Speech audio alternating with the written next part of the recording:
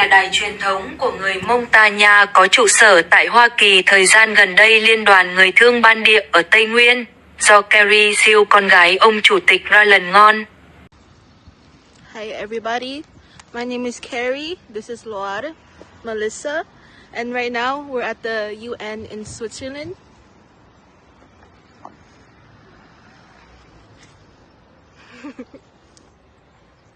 Okay, picture like this.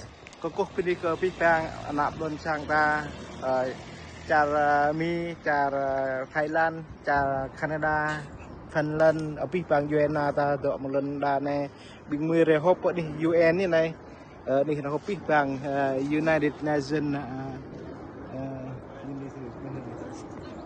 bình mười ra mặc pít hộp này cái năng ấy nên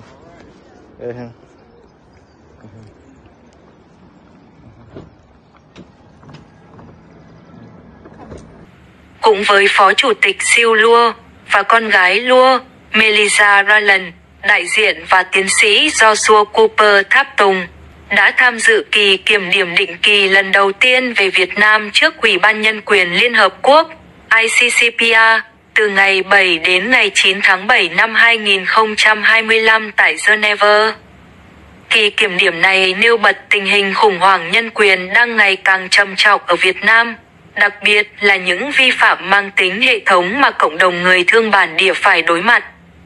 Đại diện của Liên đoàn Người Khmer Krom và Tổ chức Người Thượng Thống Nhất UMO tại kỳ kiểm điểm định kỳ lần thứ tư của Việt Nam theo Công ước Quốc tế về các quyền dân sự và chính trị ICCPR nâng cao tiếng nói của người bản địa tại Liên Hợp Quốc tại buổi họp báo không chính thức của một tổ chức phi chính phủ được tổ chức vào ngày 7 tháng 7. Từ 9 giờ sáng đến 10 giờ sáng, ông Mao được mời trả lời các câu hỏi của các thành viên ủy ban, đặc biệt tập trung vào các quyền của người bản địa. Ông Ngon đã tận dụng cơ hội này để làm sáng tỏ vấn đề người thương, người bản địa ở cao nguyên, những người vẫn đang bị tước đoạt ngay cả những quyền cơ bản nhất. Ông nhấn mạnh rằng Việt Nam không cho phép người thương tự nhận mình là người bản địa, vi phạm điều 1 của Công ước về quyền tự nhận dạng.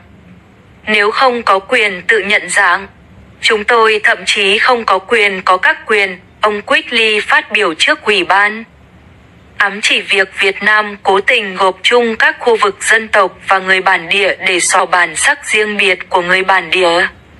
Ông Ngon cũng đề cập đến tình trạng thiếu tự do tôn giáo, nêu rằng các nhà sư đạo Blung Hơ Lao người thương phải đối mặt với sự đàn áp có hệ thống, bao gồm việc hoàn tục, giám sát và giam giữ tùy tiện vì tiến hành các hoạt động tôn giáo độc lập bên ngoài Giáo hội Tôn giáo Việt Nam do nhà nước kiểm soát. Lời khai chính thức và tuyên bố ICCPR tại phiên họp chính thức ngày 7 tháng 7, từ 10 giờ sáng đến 11 giờ 30 sáng, UMO là tổ chức phi chính phủ đầu tiên được triệu tập để trình bày tuyên bố. Ông Ngon đã sử dụng bài phát biểu dài 3 phút để vạch trần việc bắt giữ và kết án bất công 15 nhà sư và nhà hoạt động Tin lành người thương, nhấn mạnh việc sử dụng tra tấn, ép cung, xét xử giả và kêu gọi trả tự do cho các nhà sư và nhà hoạt động đạo Blung Hơ Lao, người thương tại Tây Nguyên. Lời khai của ông đã nhận được sự đồng tình mạnh mẽ từ các thành viên ủy ban. Những người sau đó đã đặt câu hỏi trực tiếp cho phái đoàn Việt Nam dựa trên những vi phạm mà ông Quigley đã vạch trần sự phủ nhận của Việt Nam. Chỉ thị 24 và những hậu quả toàn cầu. Trong suốt quá trình đánh giá, Việt Nam liên tục phủ nhận việc bắt giữ, tra tấn và đàn áp tùy tiện. Một thành viên ủy ban đã trực tiếp phản đối sự phủ nhận này bằng cách trích dẫn 27 thư liên lạc từ các báo cáo viên đặc biệt của Liên Hợp Quốc gửi Việt Nam, ghi lại các trường hợp vi phạm nhân quyền cụ thể, gồm cả trường hợp của người thương. Việt Nam đã đáng xấu hổ khi từ chối thừa nhận bất kỳ hành vi sai trái nào. Một mối quan ngại quan trọng được cả ủy ban và các tổ chức xã hội dân sự nêu ra là chỉ thị 24, một chính sách mật do Bộ Chính trị Đảng Cộng sản Việt Nam ban hành vào tháng 7 năm 2023. Chỉ thị này không được công bố rộng rãi và được phân loại là một biện pháp an ninh quốc gia, nhằm mục đích đàn áp bất đồng chính kiến bằng cách hạn chế xã hội dân sự, hạn chế đi lại nước ngoài và coi các hoạt động vận động hòa bình là mối đe dọa đối với an ninh quốc gia. Một thành viên ủy ban đã trực tiếp yêu cầu phái đoàn Việt Nam công bố toàn bộ nội dung của chỉ thị 24, một yêu cầu mà phái đoàn đã phớt lờ. Sự sao nhãng này cho thấy, ở Việt Nam, Bộ Chính trị Đảng Cộng sản Việt Nam có quyền ban hành cái gọi là chỉ thị để bác bỏ hiến pháp và pháp luật ở Việt Nam. Một kiểu trốn tránh phản hồi của Việt Nam trước ủy ban rất lấp lửng và, trong một số trường hợp, còn gây hiểu lầm trắng trợn. Bất chấp rất nhiều tài liệu được trình bày, bao gồm cả từ UMO và 50 tổ chức phi chính phủ khác, Việt Nam phủ nhận việc tra tấn tồn tại trong hệ thống nhà tù của mình. Điều này khiến một thành viên ủy ban công khai bày tỏ sự không hài lòng với hành vi của phái đoàn, nói rằng: "Tôi không hài lòng với những câu trả lời này." Một thành viên khác của ủy ban đặt câu hỏi về việc Việt Nam vẫn chưa thành lập được một cơ quan nhân quyền quốc gia độc lập, một nghĩa vụ mà Việt Nam đã cam kết sau lần đánh giá ICCPR gần đây nhất vào năm 2019. Đã 6 năm rồi, thành viên này nhận xét. Chính xác thì điều gì đang gây ra sự chậm trễ này?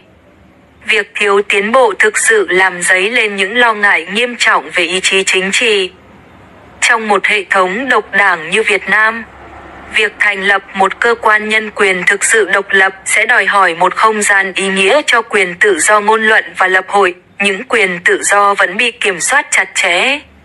Do đó, lời hứa thành lập cơ quan này chủ yếu chỉ mang tính hình thức, cho phép Việt Nam tỏ ra hợp tác trên các diễn đàn quốc tế trong khi vẫn tiếp tục đàn áp xã hội dân sự trong nước.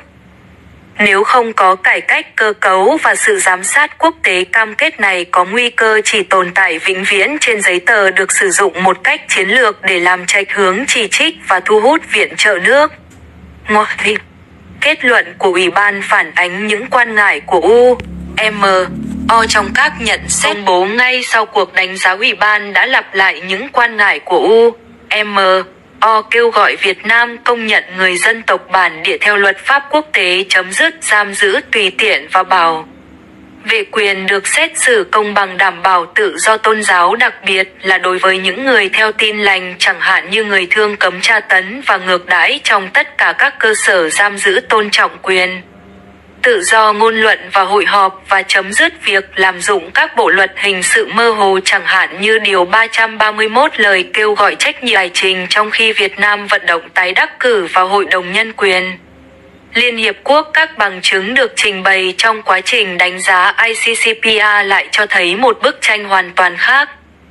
Một quốc gia tiếp tục hình sự hóa các hoạt động hòa bình, vi phạm quyền của người bản địa và phớt lờ các nghĩa vụ theo hiệp ước của mình. UMO một lần nữa kêu gọi cộng đồng quốc tế, Việt Nam không được phép tiếp tục duy trì tính chính danh quốc tế trong khi vi phạm một cách có hệ thống các quyền của người thương bản địa và các cộng đồng thiểu số khác.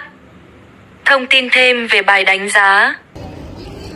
Pokok ke Equama Jam, pokok ke Pipang Punwa United American Citizen. Và pokok ke Pipang di Pung Sang Abai Ba Pung Lao là Mang Charmi, Mang Cha Thái Lan, Cha Việt Nam, Mang Cha Canada, Cha Pendan. Đã nên mình chẳng ra thao cái này, đã nên mình trúc rồi cha rồi mà bằng tơ tay cái bao bằng cha rồi trên vài cái là tập mệt lẹ Bicara mi này kalau misalnya kiong pro lah di mira này yang ra thao kopi bang sang ada dan apa ta ni kiong pro lah ni krap mitla cara mi này kiong pro ga apa istimewa yang kiong le pro na pe la da dan ta ba ke mình thích bằng cái này ni kiong pro dan krap mitla cara mi này này là cara mi nó là chỉ nhà tay này đấy bằng năm bằng mung rồi mình là chỉ nhà pro Pluh mung kerah punya Charmi dengannya mamung pamung wah Charmi này đây cũng chẳng ra thọ cái Pipang nhìn là bla bla đó nhìn là này ra bên này Ini lah. Yang mana dia ni dah ingat tak?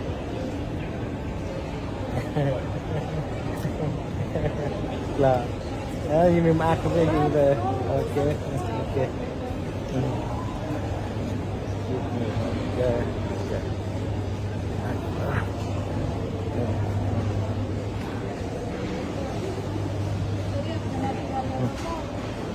Xin chào mấy học.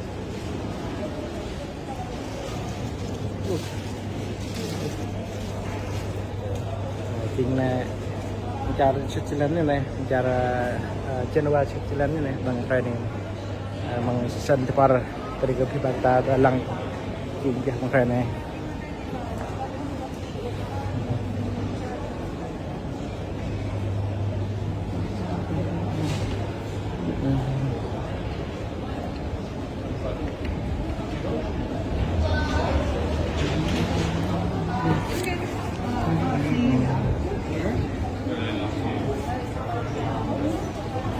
Okey. Kita tanya.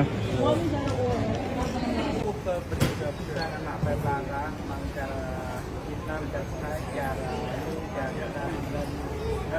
ini